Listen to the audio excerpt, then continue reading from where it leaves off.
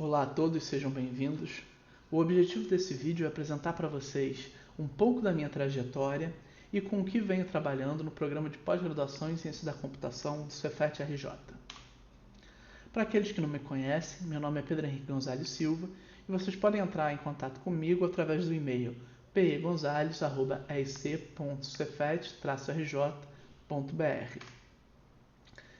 Rapidamente, a minha formação, eu sou doutor em computação pela Universidade Federal Fluminense e pela Universidade de Avignon, mestre em ciências computacionais pela Universidade do Estado do Rio de Janeiro e graduado em matemática também pela Universidade do Estado do Rio de Janeiro. Atualmente sou docente da Escola de Informática e Computação do Cefet-RJ e dou aula tanto na graduação quanto no mestrado. Participo de 2 grupos de pesquisas, sendo o primeiro Otimização Combinatória e Aplicações, onde não só sou membro, como também sou líder deste grupo de pesquisa, e participo também do grupo Algoritmos e Modelagem Computacional. Além da minha interação frequente com os membros desses 2 grupos de pesquisa, trabalho em colaboração também com professores pesquisadores do Instituto de Computação da UF, da Engenharia de Transporte da UFRJ, da Engenharia de Sistemas e Computação da UFRJ, da Estatística da UFPB, da Matemática Aplicada e da Informática da Universidade de Avignon, na França, e da School of Advanced Science da Universidade de Kumamoto, no Japão. Uma vez tendo falado um pouco sobre a minha trajetória, vamos agora falar sobre com o que venho trabalhando. No desenrolar das últimas décadas e com a evolução tecnológica, diversas tecnologias foram agregadas à arquitetura, à agricultura, à infraestrutura, logística do dia a dia, entre outros. Com isso, surgiram os conceitos de cidades inteligentes e indústrias 4.0. Mas o que são cidades inteligentes e indústrias 4.0? Cidades inteligentes e indústrias 4.0 são cidades e indústrias que incorporam informações e tecnologias de comunicação para aprimorar a qualidade e o desempenho dos serviços prestados. Na busca por ferramentas que utilizem os dados advindos da tecnologia para aprimorar os serviços prestados, surge a área de Analytics. A área de Analytics é uma área que, segundo Jack Welch, resume a capacidade de uma organização de aprender e traduzir rapidamente o aprendizado em uma vantagem competitiva final. No entanto, quando falamos de Analytics, temos que ter em mente que essa área pode ser dividida em 3 áreas: Data Analytics, Predictive Analytics e Prescriptive Analytics. A área de Data Analytics ou Descriptive Analytics é uma área que estuda os dados, o passado, entender por que um evento aconteceu, o que levou a um determinado evento a acontecer e assim sucessivamente. A área de Predictive Analytics, ela parte dos dados e do estudo do passado e tenta prever o que vai acontecer. Enquanto que a área de Prescriptive Analytics, uma vez tendo entendido o passado, uma vez tendo ideia do que já vai acontecer, o que nós podemos fazer? Quais são as decisões que nós podemos tomar em função da inteligência gerada? De modo geral, sempre podemos ligar a área de Data Analytics como uma área predecessora do Predictive e da Prescriptive Analytics, porque nós sempre vamos usar de alguma forma os dados também nessas outras 2 fases. Falando um pouco sobre o que eu venho trabalhando agora, na parte de Predictive Analytics, eu venho usando Deep Learning para resolver problemas de otimização combinatória, problemas de logística, problemas de engenharia de produção.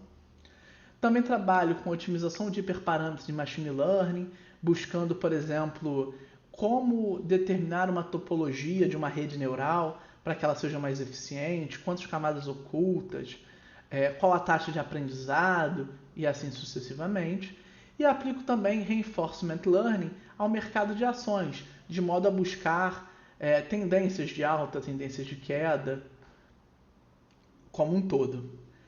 Saindo de Predictive Analytics agora e indo para Prescriptive Analytics, eu venho trabalhando com otimização de resgate em florestas urbanas, onde nós trabalhamos com uma rede de sensores e um conjunto de drones para reduzir a área de busca dos bombeiros em caso de turistas que se percam em tais florestas urbanas, pessoas que estejam passeando e se perdem, fazendo com que o uso do recurso público seja mais inteligente, seja mais eficiente de um modo geral. Em segundo, eu trabalho com composição de carteiras de ações, minimizando o risco-retorno. Nós trabalhamos com técnicas de otimização para conseguir compor essas carteiras, sejam métodos exatos, heurísticos, meteorísticos ou híbridos. E por último, eu trabalho também com postos de controle para minimizar a propagação de doenças, como é o caso do Covid-19, que vem afetando nossa vida desde o início de 2020. A ideia desse problema é determinar em que locais eu devo colocar as barreiras sanitárias, considerando que essas barreiras vão ter um gasto para serem alocadas e levando em consideração que você não necessariamente precisa colocar barreira em todos os caminhos entre cidades de interesse, bairros de interesse e assim por diante. Além desses 6 problemas que eu venho trabalhando, existem 6 outros problemas de interesse que eu venho olhando. E caso vocês tenham interesse, seria uma outra possibilidade de trabalho. O primeiro deles é o uso de veículos aéreos não tripulados para entrega de produtos em ambientes urbanos, um problema que vem sendo tratado por diversas empresas, inclusive a Amazon. O segundo é a otimização dos sistemas de compartilhamento de bicicleta. Apesar de no Brasil a gente ter poucas empresas lidando com esse problema, que é o caso da Itaú, que tem aquelas bicicletas nas praças e praias, no mundo como um todo isso aí é um problema muito comum, onde várias empresas trabalham com ele. Esse é um problema difícil e que tem uma aplicação direta na vida das pessoas, uma vez que essas bicicletas, né, elas podem contribuir para o deslocamento, redução de tráfego, dentre outros. Em terceiro, tem o problema de análise de votos em contexto de serviços públicos, para tentar entender se existe algum padrão, se existe padrão partidário, se os partidos realmente são coesos, se os votantes realmente seguem a premissa das coisas que eles defendiam durante a eleição, entre outras possíveis análises que podem ser feitas. Em quarto, temos o problema de otimização de cadeia de suprimento em ambientes de ajuda humanitária, que consiste em, dado um desastre nacional, um desastre natural, né? Terremotos, furacões e etc., as pessoas que foram vítimas desses eventos, elas ficam muitas vezes em regiões precárias, enquanto não podem ser deslocadas para abrigos e, mesmo quando são deslocadas para abrigos, ficam em situações precárias. E nós precisamos levar mantimentos, remédios, comida e etc. para atender essas pessoas. Essa cadeia de suprimento em ambiente de ajuda humanitária é uma cadeia de suprimentos um pouco diferente de uma cadeia de suprimentos normal, devido às dificuldades impostas pelas destruições causadas por esses desastres naturais. Em quinto, temos o planejamento de transporte, considerando o impacto ambiental, que, caso vocês não saibam, é de muita importância no Brasil, uma vez que a maioria do transporte de carga no Brasil é feita através de vias rodoviárias. Então, se nós conseguirmos levar em consideração o CO2, a redução do impacto do CO2 e pensar num planejamento de transporte rodoviário que leve à redução dessa emissão de CO2 através de políticas de carbono, nós estaremos conseguindo atacar diversos problemas que nós vamos ter de enfrentar, que já vemos enfrentando e que vamos ter de enfrentar ainda nos próximos anos.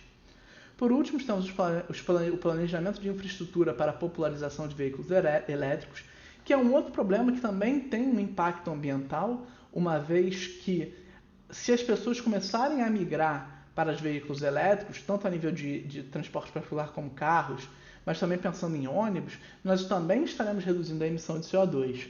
No entanto, para que seja possível essa migração, é necessária uma infraestrutura. Ou seja, entre cidades-chaves, entre bairros-chaves, aonde nós vamos colocar postos de recarga, de modo a garantir que, ainda assim, você não só consiga realizar o translado, uma vez que a bateria é curta, de veículos elétricos tendem a ser curta, né?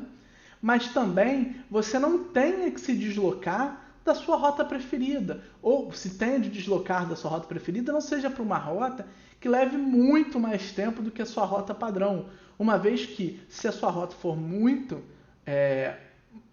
maior do que o que você está acostumado a fazer, você simplesmente vai optar por não utilizar ela e, consequentemente, não utilizar veículos elétricos. Bom, eu dei uma pincelada em cada um desses 6 problemas. No entanto, se vocês quiserem mais detalhes, podem dar uma olhada nos papers que estão citados logo abaixo do título de cada um dos problemas que eu acabei de falar a respeito. Bom, a respeito de produção científica, de 2017 a 2020, foram publicados 33 artigos e tive 17 orientações concluídas, sendo que, dentre esses 33 artigos publicados, o artigo Planejamento Estratégico do Transporte de Soja como Suporte à Efetivação das Cidades Inteligentes no Brasil foi premiado como o melhor paper da segunda Conferência Ibero-Americana de Cidades Inteligentes. Bom, espero ter conseguido apresentar para vocês de forma clara um pouco das coisas com que eu venho trabalhando. Qualquer dúvida que vocês tenham, não hesitem em entrar em contato comigo através do e-mail pegonzales@esc.cefet-rj.br e sinta-se à vontade também para olhar tanto a minha página pessoal quanto o site do grupo de pesquisa, otimização combinatórias e aplicações. Obrigado e espero encontrar vocês na próxima seleção do PPSIC.